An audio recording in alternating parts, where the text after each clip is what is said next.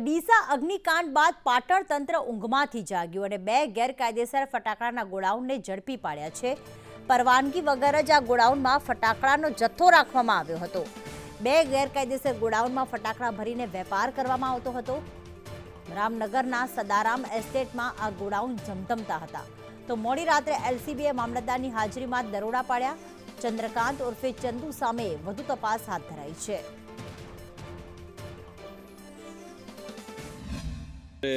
આપ સૌ જાણો છો કે જે ફટાકડાની ઘટના બનેલી હતી એના અનુસંધાને અમને ખાનગી બાતમી મળેલી હતી કે અહીંયા ગેરકાયદેસર રીતે ફટાકડા રાખવામાં આવેલ છે। અમે અહીંયા આવ્યા, મામલતદાર બંને ગ્રામ્ય અને સિટીની સંયુક્ત ટીમ છે અને એલસીબીની ટીમ હતી અને ખાસ કરીને જોઈએ તો એમની પાસે સ્ટોરેજનું કોઈ લાયસન્સ નથી, મતલબ જે ગોડાઉન કે વખારનું કોઈ લાયસન્સ નથી, એટલે અમે અહીંની તપાસણી ચાલુ કરેલ છે અને નિયમ અનુસારની સીઝિંગની કાર્યવાહી અમે ચાલુ કરેલી છે।